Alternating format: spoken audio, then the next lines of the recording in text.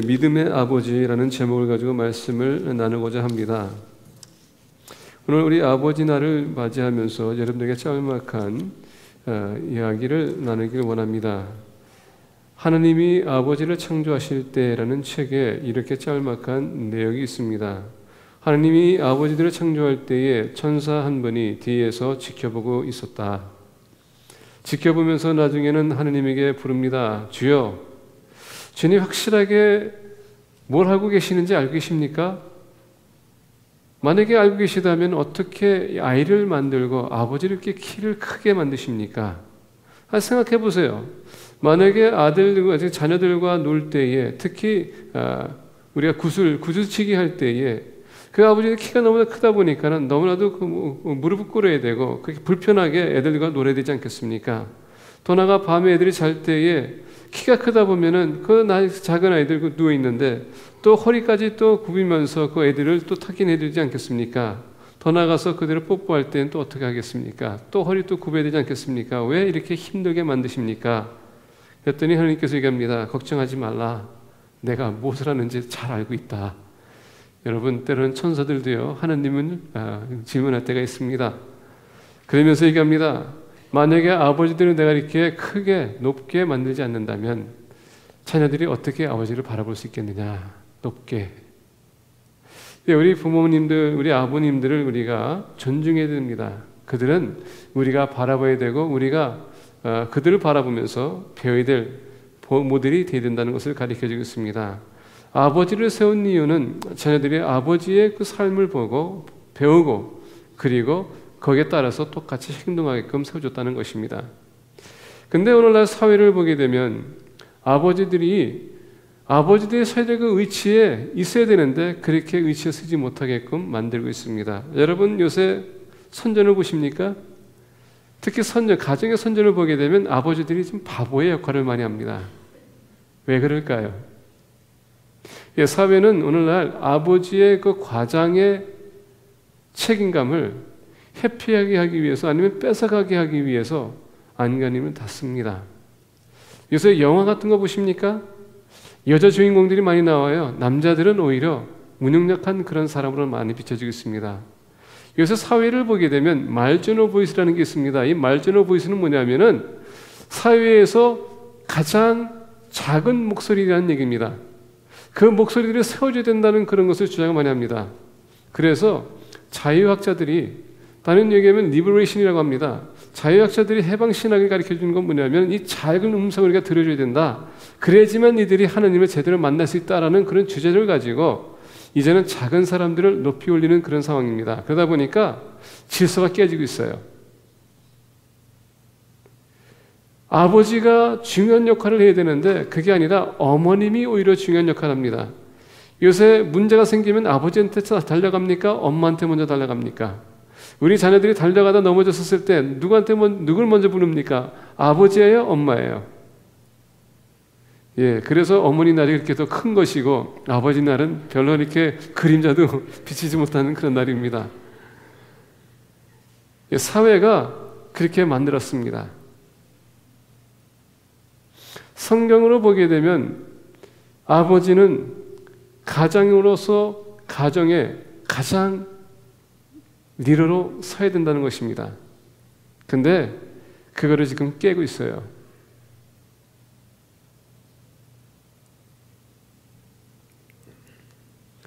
오늘날 아버지들이 그들의 중요한 역할을 해야 될 텐데 그 역할을 뺏기고 있기 때문에 가정마다 자녀들에게 문제가 생기고 있습니다. 어디에다가 리더십을 둬야 될지 그러다 보니까 망가지는 가정들이 많습니다. 39.6%의 자녀들이 오늘날 잠잘 때에 아버지를 보지 못하고 잠을 잔다고 합니다. 이와 같이 자기 아버지를 태어나면서도 보지 못하고 자라는 애들이 많다는 얘기입니다. 그래서 dysfunctional이라는 단어가 많이 사용됩니다. 아버지들이 하나님께서 그들에 대한 그 사명을 감당한다면 많은 가정들이 온전해질 수 있을 텐데 아버지들이 주어진 그 사역을 사명을 사명으로 여기지 않기 때문에 가정이 무너지는 것뿐만 아니라 사회가 무너지고 있습니다. 그게 비극입니다. 오늘은 아버지 날입니다. 아버지들에 대한 메시지입니다. 우리 아버지들이 우리의 사명이 무엇인가 다시 한번 되찾는다면, 그리고 우리가 가장으로서 역할을 제대로 한다면 어떻게 하면 우리 가정이 마치 아브라함이 큰 민족이 되고 민족들이 축복한 그런 인물이 된 것처럼 우리 또한 그런 인물들이 될 수 있다는 것을 염두하면서 말씀을 준비했습니다. 우리가 본 말씀 보게 되면 13절서부터 18절 이렇게 얘기합니다. 아브라함이나 그 후손에게 세상의 상속자가 되리라고 하신 언약은 율법으로 말미암은 것이 아니요 오직 믿음의 의로 말미암는 것이니라. 여러분, 율법으로는 되는 것이 아무것도 없습니다. 왜 그런지 아십니까? 율법은 우리에게 뭘 가르쳐주냐? 우리가 얼마나 연약한 사람인지를 가르쳐주는 것입니다. 그래서 법이라고 합니다. Law of man. 우리 사람들이 얼마나 타락했는지 율법이 가르쳐주게 돼 있어요. 하나님 말씀을 돌아가게 되면 우리가 사람이 얼마나 하나님을 거역하고 죄를 짓고 있고 그로 인해서 사회가 얼마나 지금 타락하고 있는지 바로 이 말씀이 우리에게 가르쳐주고 있습니다. 그래서 아브라함이나 그 후손에게 세상의 상속자가 되리라고 하신 언약은 율법으로 말미암는 것이 아니요 오직 믿음의 의로 말미암는 것이니라. 만일 율법에 속한 자들이 상속자이면 믿음은 헛것이 되고 약속은 파괴되었느니라. 결국은 상속자가 되는 것은 믿음으로 되는 것이지 율법으로 되는 것이 아니라는 것을 얘기해 주겠습니다. 율법은 진노로 이르게 하나니 율법이 없는 곳에는 범법도 없느니라. 그러므로 상속자가 되는 그것이 은혜에 속하기 위하여 믿음으로 되나니 이는 그 약속을 그 모든 후손에게 굳게 하려 하심이라. 율법에 속한 자에게뿐만 아니라 아브라함의 믿음에 속한 자에게도 그러하니 아브라함은 우리 모든 사람의 조상이라. 기록된 바 내가 너를 많은 민족의 조상으로 세웠다 하심과 같으니 그가 믿은 바 하나님은 죽은 자로 살리시며 얻는 것을 있는 것으로 부르시는 이시니라. 아브라함이 바랄 수 없는 중에 바라고 믿었으니 이는 내 후손이 이 같으리라 하신 말씀대로 많은 민족의 조상이 되게 하려 하심이라. 자, 여기서 오늘 본 말씀 보게 되면 아브라함은 믿음의 아버지라고 우리가 가르쳐드리고 있습니다. 이 세상의 상속자가 되는 것에 있어서 믿음으로 모든 것이 됐다고 했습니다. 아브라함은 하나님을 믿었기에 의로 여겼다. 그리고 하나님께서는 상속자로 세워주셨다라고 합니다. 우리가 히브리서 11장 8절 보게 되면 이렇게 얘기해요. 믿음으로 아브라함은 부르심을 받을 때에 순종하여 장래의 유업으로 받을 땅에 나아갈새 갈 바를 알지 못하고 나갔으며. 우리가 또 창세기 22장 1절에서 4절 보게 되면 이런 말씀이 있습니다. 여호와께서 아브라함에게 이르시되 너는 너의 고향과 친척과 아버지의 집을 떠나 내가 내게 보여줄 땅으로 가라. 내가 너로 큰 민족을 이루게 내게 복을 주어 내 이름을 창대하게 하리니 너는 복이 될지라. 너를 축복하는 자에게는 내가 복을 내리고 너를 저주하는 자에게는 내가 저주하리니 땅의 모든 족속이 너로 말미암아 복을 얻을 것이라 하신지라. 이에 아브라함이 여호와의 말씀을 따라갔고 롯도 그와 함께 갔으며 아브라함이 하란을 떠날 때에 75세였더라. 자, 오늘 본 말씀 보면서 첫 번째 아버지, 믿음의 아버지는 어떤 사람인가? 믿음의 아버지는요, 비전이 필요하다는 것입니다. 가족에 대한 비전, 우리 자녀에 대한 비전, 나에 대한 비전이 뚜렷해야 된다는 얘기예요. 특히 하나님을 믿는 사람은 하나님의 비전을 가지고 그 비전을 세워줘야 된다는 얘기입니다.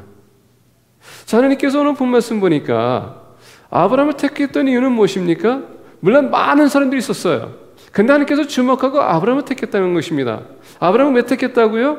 하나님께서는 아브라함을 통해서 민족을 세우고 그 민족을 통해서 민족들을 축복하기 원했다는 것입니다. 자, 무슨 얘기입니까? 아브라함은 누구의 조상이라고요? 이스라엘은 어떤 민족입니까? 하나님께 택한 민족입니다. 이스라엘을 통해서 하나님께서 인류를 구원하기 원했었어요. 아브라함이 갈 때 우리를 떠났던 이유는 무엇입니까? 하나님께서 약속하신 그 땅, 그것을 얻기 위해서 그는 갔다고 합니다. 그게 바로 비전이었었어요. 왜냐하면 이때 당시에는 아브라함은 아버지가 믿던 신을 믿을 수밖에 없었습니다. 아버지가 갖고 있는 종교를 가질 수밖에 없었어요. 그렇기 때문에 하느님은 아브라함을 통해서 큰 민족을 세우기 위해서는 아브라함을 그 아버지 집에서 끄집어낼 수밖에 없었다는 얘기입니다. 그래서 하느님께서는 아브라함을 끄집어내기 위해서, 그것은 내려나오기 위해서는 약속을 한 것입니다. 그게 바로 창세기 아까 말씀드린 것처럼 12장 1절부터 4절입니다. 여호와께서 아브라함에게 이르시되 너는 너의 고향과 친척과 아버지의 집을 떠나 내가 내게 보여줄 땅으로 가라. 내가 너로 큰 민족을 이루게 내게 복을 주어 내 이름을 창대하게 하리니 너는 복이 될지라. 너를 축복하는 자에게 내가 복을 내리고 너를 저주하는 자에게 내가 저주하리니 땅의 모든 족속이 너로 말미암아 복을 얻을 것이라. 지금으로 아브라함은 하나님의 부르심을 받고 그는 비전이 생겼어요. 이제는 내가 아버지처럼 사는 것이 아니라 이제는 나는 새로운 비전을 가지고 새롭게 하나님을 섬기며 하나님의 그 나라를 세워나가겠다, 이런 비전을 가지고 그는 갈대우르를 떠난 것입니다. 믿음의 아버지는 우리 자녀들에게 가르쳐줄 것이 뭔지 아십니까? 비전을 심어줘야 되는 것입니다. 좋은 대학교 나가서 성공하는 것, 식구 여러분 결혼 잘해서 아름다운 가정을 세워나가는 것, 이게 비전이 아니라 그것보다 더 중요한 비전이 뭔지 아십니까? 그들에게 하나님을 만나는 것, 하나님의 나라를 세워나가는 그런 비전을 심어주는 것입니다. 다른 건 다 부수적인 것이에요. 만약에 우리 자녀들이 하나님을 잘 영접한다면은, 그리고 여러분 믿음대로 살아간다면은 그거보다 더 큰 축복은 없습니다. 왜냐하면 예수님 없이도 세상에서 성공할 수 있어요. 여러분 빌 게이츠 보십시오. 스티브 잡스 보세요. 예수님 믿지 않아도 성공합니다. 근데 그대 끝이 뭡니까? 지옥이에요. 그거는 별로 그렇게 큰 성공이 아닙니다. 이 세상에서 비전을 심어줘야 돼. 그 플러스 영적인 비전도 우리가 심어줘야 될 것이 믿음의 아버지가 해야 될 역할이라는 것입니다. 갈대우를 떠났던 이유는 것은 다른 것이 아닙니다. 자녀들에게 새로운 비전을 심어주기 위해서, 육신적인 것뿐만 아니라 영적인 비전을 심어주기 위해서. 그래서 우리가 구약을 보게 되면 아브라함의 하나님, 이삭의 하나님, 야곱의 하나님, 지금 대대로 이루어지고 있습니다. 영적 비전을 심어주는 아버지가 되기를 간절히 축원드립니다. 근데 이건 아버지의 메시지만은 더 나가서 오늘 싱글 패밀리들이 많아요. 마찬가지로 영적인 믿음의 어머니가 되기 위해서는 우리 자녀들에게 여러분 영적인 비전도 심어줘야 될 필요가 있다는 것입니다. 이게 빠지면 여러분들 자녀 양육하는 것 다시 한번 생각해 볼 필요가 있어요.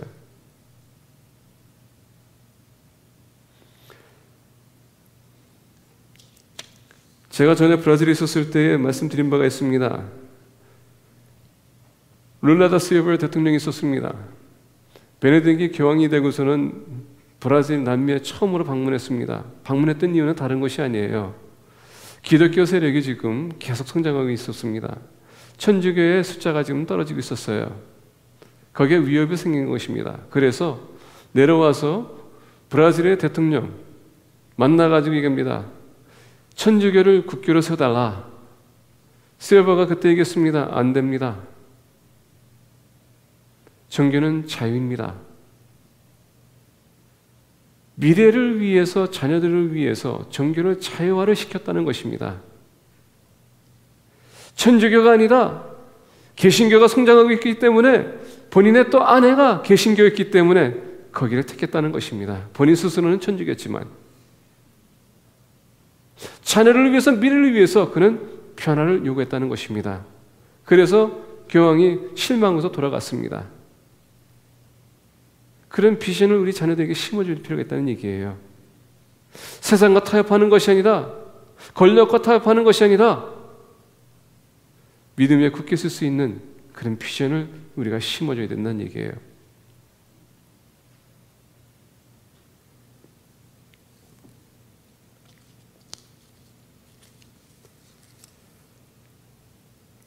(18절에) 보니까 아브라함이 바랄 수 없는 중에 바라고 믿었으니 이는 내 후손이 이 같으리라 하신 말씀대로 많은 민족의 조상이 되게 하려 하심이라. 비전을 위해서 아브라함은 갈대우르를 기꺼이 떠나갔습니다. 믿음의 아버지는 그렇게 해야 돼요. 여러분들이 미국에 온 이유가 무엇입니까? 새로운 비전, 우리 자녀들에게 소망을 주기 위한 비전. 아마 한국에 있었다면 여러분들 중에서 아직도 신앙생활을 하고 계셨을까 한번 생각해 볼 필요가 있습니다. 그나마 미국에 와서 여러분들과 남편과 같이 교회를 나왔기 때문에 믿음 생활하신 분들 계십니다.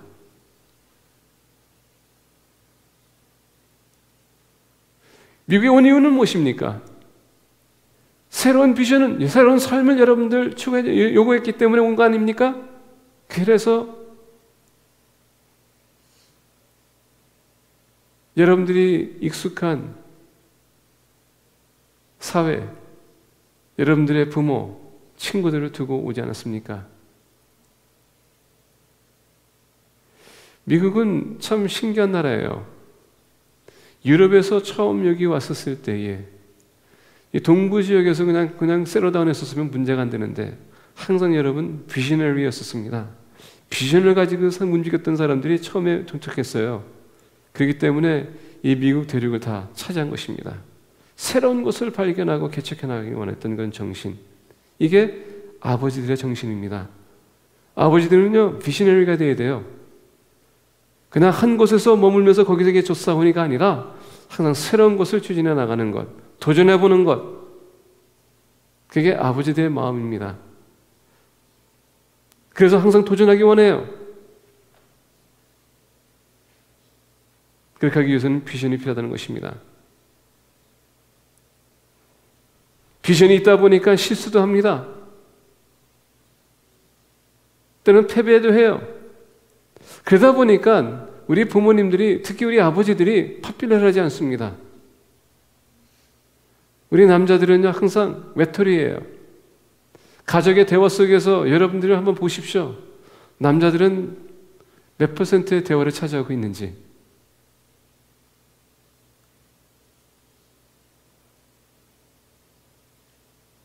왜?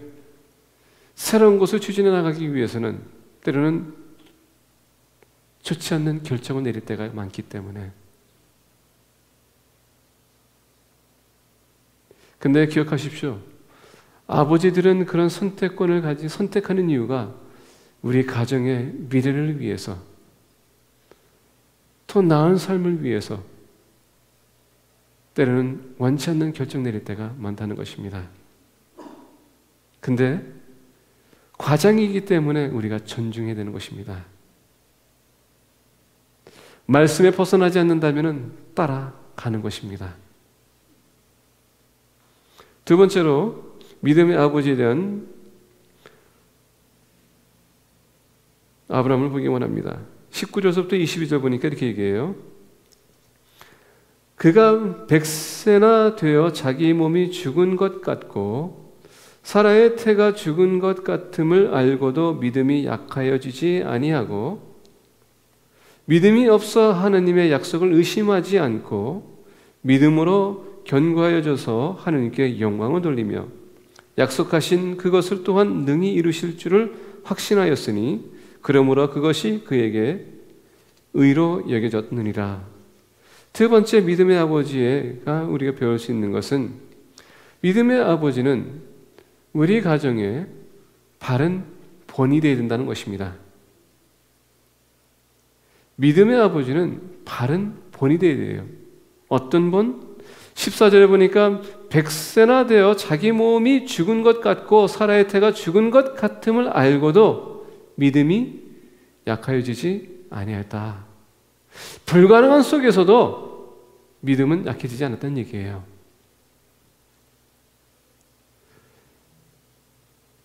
이상하게도 우리는 불가능한 속에서 우리는 좌절할 때가 많습니다. 근데 믿음의 아버지는요, 그것을 넘어서 봐야 돼요. 왜? 하느님 안에서는 모든 것이 가능하기 때문에. 그리고 하나님께서 약속하셨다면 반드시 하나님께서 이루어주십니다. 그렇기 때문에 그 불가능은 넘어서야 된다는 얘기입니다. 믿음이 없어 하나님의 약속을 의심하지 않고 믿음으로 견고해져서 하느님께 영광을 돌리며 의심하는 것이 아니라 그럼에도 불구하고 아버지께서 하신다면 나는 끝까지 내가 가야 될 길을 가는 것입니다. 왜? 원치 않는 길이라고 볼 수도 있지만 그게 하나님께 영광이 되는 길이기 때문에. 예수님의 십자가 사건을 보시기 바랍니다. 겟세마네 동산에서 여러분 그 죽음 앞두고 예수님도 심지어 될 수 있으면 이것을 넘어가게 해주세요.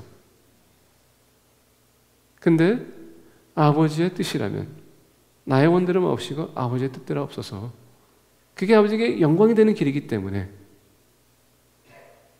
아버지의 계획을 의심하는 것이 아니라 오히려 영광을 위해서라도 그는 받아들였다는 것입니다. 그게 믿음의 아버지가 해야 될 일이에요. 왜냐하면 가장이 흔들리게 되면 가정이 흔들릴 수밖에 없어요. 내가 불확실하게 되면 가정 마찬가지로 불확실할 것입니다. 근데 과장이 뚜렷하면 가정도 따르게 돼 있다는 얘기죠. 히브리서 11장 17절부터 19절 보면 이렇게 얘기합니다. 아브라함은 시험을 받을 때에 믿음으로 이삭을 드렸으니 그는 약속들을 받은 자로되 그 외아들을 드렸느니라. 그에게 이미 말씀하시기를 내 자손이라 칭할 자는 이삭으로 말미암음이라 하셨으니 그가 하나님이 능히 이삭을 죽은 자 가운데서 다시 살리실 줄로 생각한지라 비유컨대 그를 죽은 자 가운데서 도로 받은 것이니라. 그러면서 우리가 창세기 22장 7절부터 14절 보게 되면 하나님께서는 아브라함에게 이삭을 바치라고 어떻게 합니까? 시험을 하세요.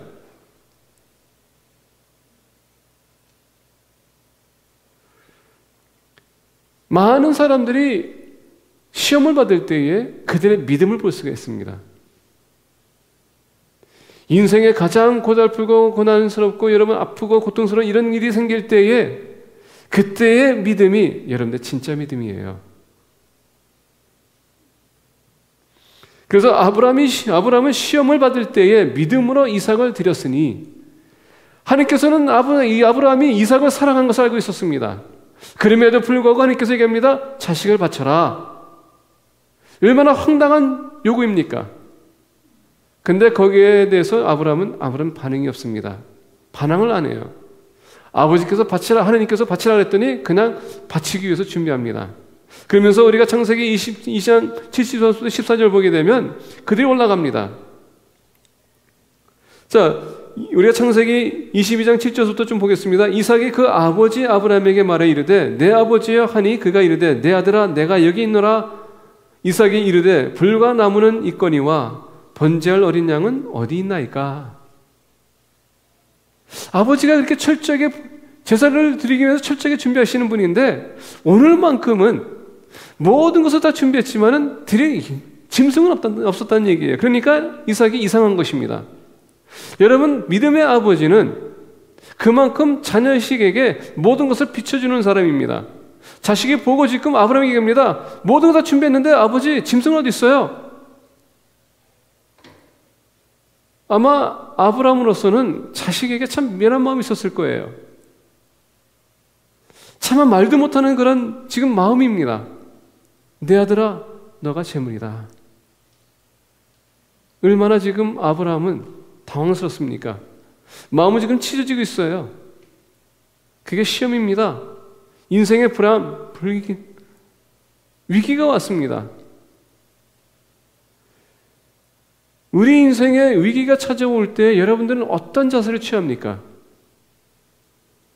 통곡하면서 이제 난 망했다. 사람들한테 달려가서 날 좀 도와주세요.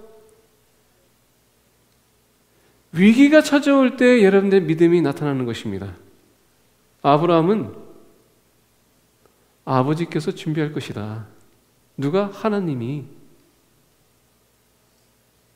지금 마음은 찢어지고 있지만은 믿었기에 그는 기꺼이 이삭을 바칠 수가 있었다는 것입니다. 그래서 히브리서 11장 17절부터 19절 시험을 받을 때에 믿음으로 이삭을 드렸으니 그래서 우리가 창세기 22장 보게 되면은 이삭을 묶었습니다.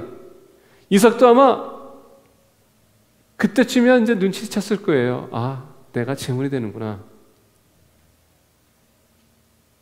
근데 여러분 이것을 보십시오.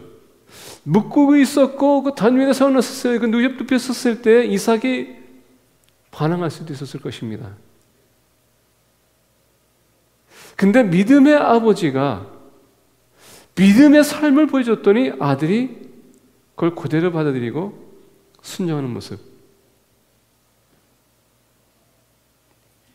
믿음의 아버지는요, 본이 되어야 된다는 얘기입니다.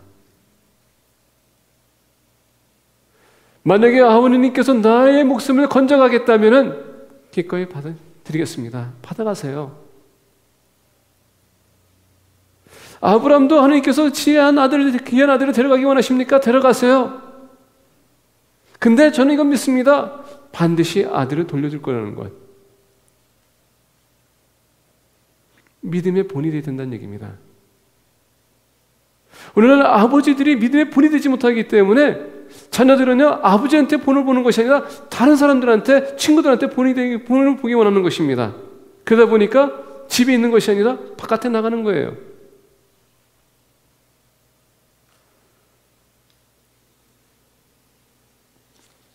믿음의 아버지는 가족에게 본이 되는 삶을 보이는 것입니다. 바로 믿음의 삶.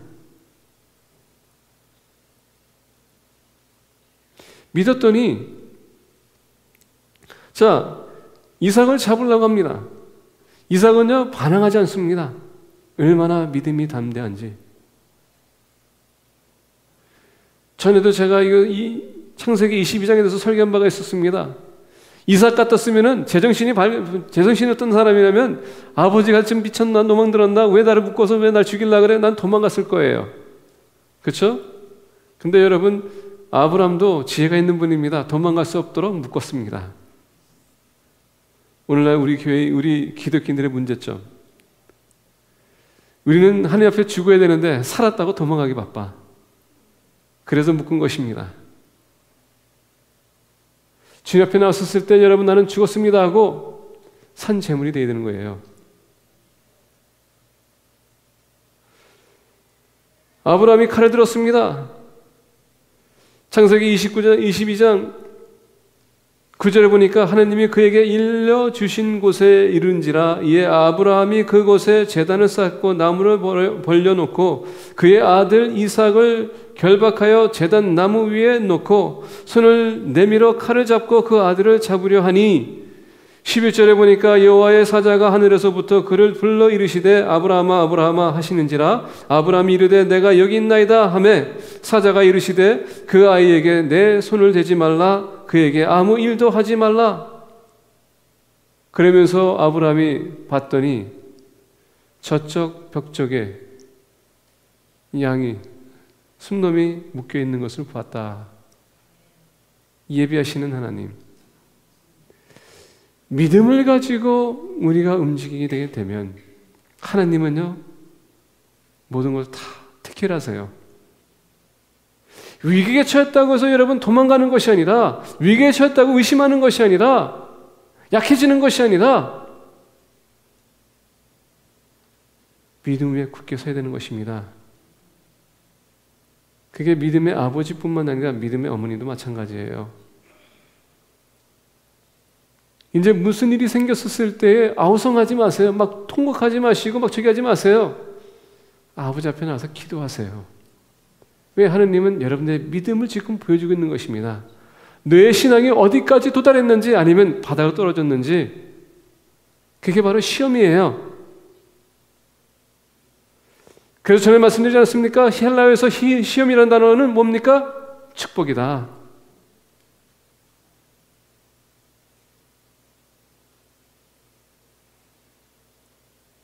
믿음의 아버지는 믿음으로 본이 되는 삶을 가정에게 비춰줘야 되는 것입니다.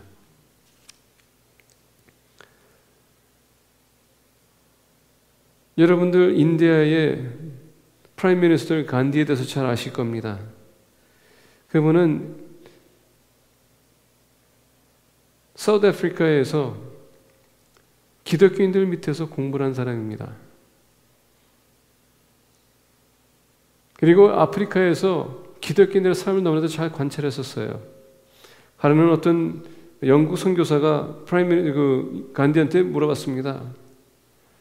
혹시 기독교인이 되고 싶은 생각 없으십니까?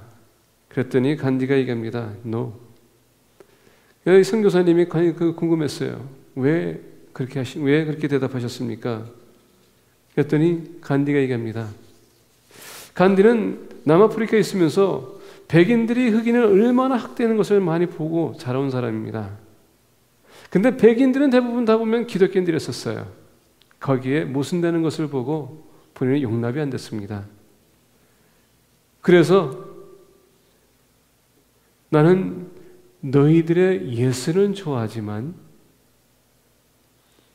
너희들의 기독교는 싫어한다.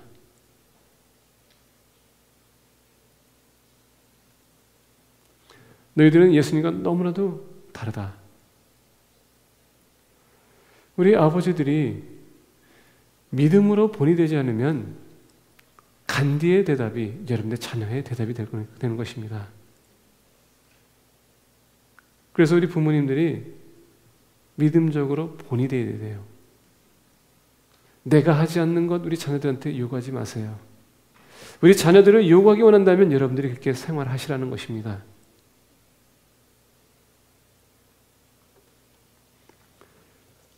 세 번째로 믿음의 아버지에 대해서 우리 보기 원합니다. 23절서부터 25절. 그에게 의로 여겨졌다 기록된 것은 아브라함만 위한 것이 아니요 의로 여기심을 받은 우리도 위함이니 곧 예수 우리 주를 죽은 자 가운데서 살리신 이를 믿는 자니라. 예수는 우리가 범죄한 것 때문에 내줌이 되고 또한 우리를 위롭다 하시기 위하여 살아나셨느니라. 자, 아브라함이 지금 사도 바울이 아브라함에 대해서 얘기합니다. 그에게 의로 여겨졌다 기록된 것은 아브라함만 위한 것이 아니요 하나님을 믿는 사람들을 위한 것이라는 것입니다. 근데 24절에 보니까 의로 여기심을 받은 우리도 위함이니 곧 예수 우리 주를 죽은 자 가운데서 살리신 이를 믿는 자니라. 예수는 우리가 범죄한 것 때문에 내줌이 되고 또한 우리를 위롭다 하시기 위하여 살아나셨느니라. 자, 여러분, 위롭다 된다는 것은 뭡니까? 우리는 또한 의로운 사람이 되는 것입니다. 의롭다는 것은 뭡니까? 천국에 들어갈 수 있는 자격이 됐다는 얘기예요. 그러니까 예수 그리스도가 돌아가시고 죽으시고 부활하신 것은 뭡니까? 우리에게 영생을 주기 위했던 것입니다. 그러니까 아브라함이 지금 왜 가나안 땅까지 갔다고요? 이들에게 소망을 주기 위해서. 무슨 소망? 미래에 대한 소망. 하나님께서 택한 민족으로서 이제 그들이 자유하면서 가나안 땅 하나님께서 약속하신 땅에 들어가서 그들이 거기에 정복하면서 다스리면서 하나님의 나라를 세워나가는 것, 그게 아브라함의 비전이었어요. 그렇기 때문에 기꺼이 갈대 우리를 떠나갈 수 있는 것입니다. 이와 같이 우리가 예수 그리스도를 믿는 그 순간에 우리 또한 그 약속의 땅에 주어진 것입니다. 그래서 우리가 이렇게 교회 나오는 겁니다. 교회 나와서 우리가 예배 드리는 것이에요. 왜? 예배 드리는 것 자체가 지금 천국을 준비하는 것입니다. 우리가 여기서 하는 것 그대로 천국으로 나와서 우리가 하는 것입니다. 그래서 여기서 준비되지 않는 한 절대 천국 들어가지 못해요. 준비가 되지 않는 사람은 들어갈 수 없기 때문에. 그래서 우리의 신앙을 여러분 신중하게 생각해 볼 필요가 있어요. 아브라함은 갈대우를 떠났던 이유는 자녀들에게 미래된 소망을 주기 위해서 떠난 것입니다. 믿음의 아버지는 우리 자녀들에게 미래된 소망을 심어주는 것이 우리의 사명이에요. 믿음의 어머니도 마찬가지입니다. 우리 자녀들에게 미래에 대한 소망을 심어줘야 돼요. 왜? 이 세상의 모든 것이 전부가 아니기 때문에. 여러분 대학교 나와서 성공하는 거 좋습니다. 여러분 아름다운 가정을 살아가는 좋아요. 근데 그게 전부가 아니에요.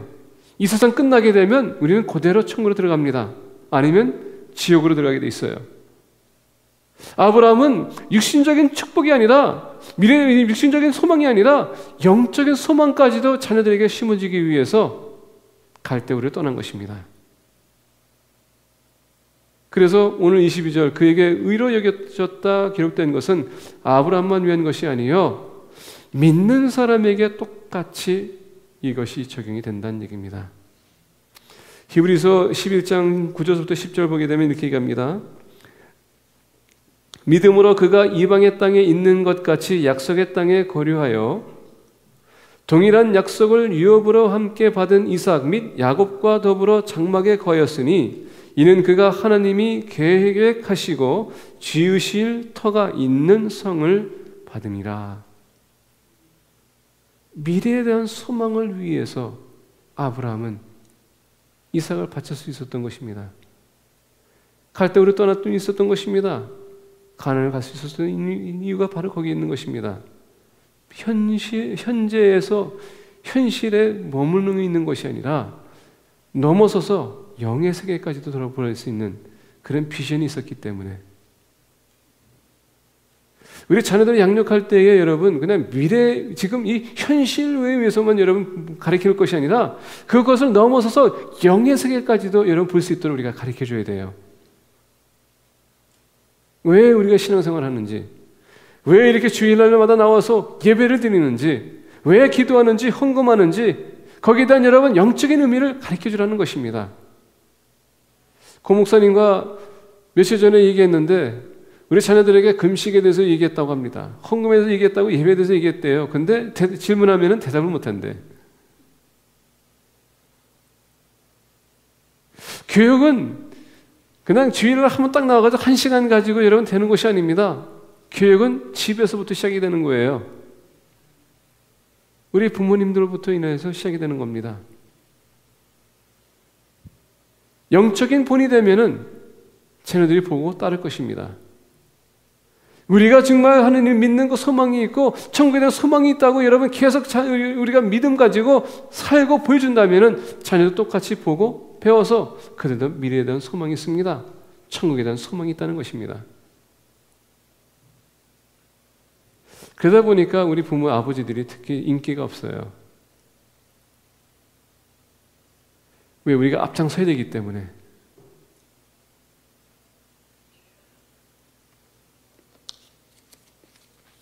잔 낙스는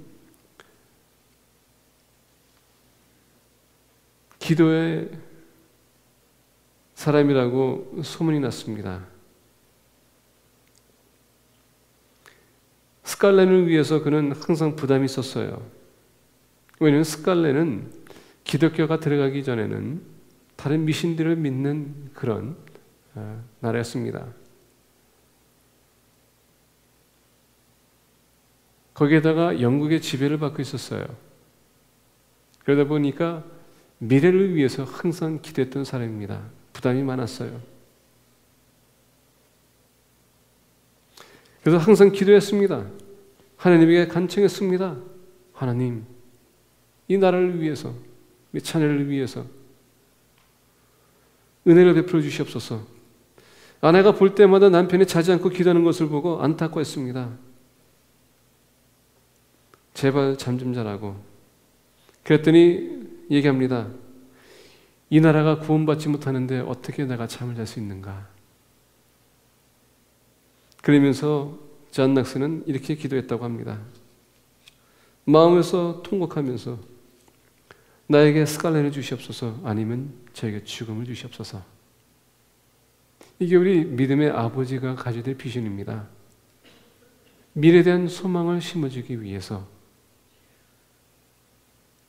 기도하는 아버지, 부담을 느끼는 아버지. 그렇기 때문에 여러분들의 아버지, 저희 아버지도 마찬가지로 계속 그렇게 잔소리하는 것입니다. 우리에게 소망을 주기 위해서 그런 것입니다.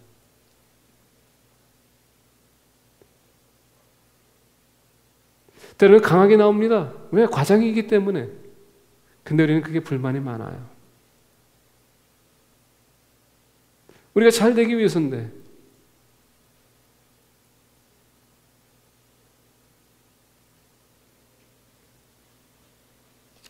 저희 아버지에 대해서는 얘기 안 하겠습니다. 너무나도 많이 얘기했기 때문에. 근데 모든 아버지는 잔 낙스처럼 부담을 가져야 돼요. 과연 내 가정이 구원받을 수 있는가? 내 가정이 구원받지 못하는데 내가 어떻게 잘 수 있느냐?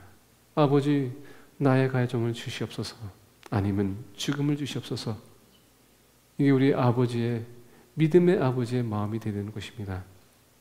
마찬가지로 우리 어머님도 마찬가지입니다. 우리 가정이 구원받기까지 무릎 꿇고 기도하는 공동체가 되기를 예수 그리스도 이름으로 간절히 축복합니다. 기도하겠습니다.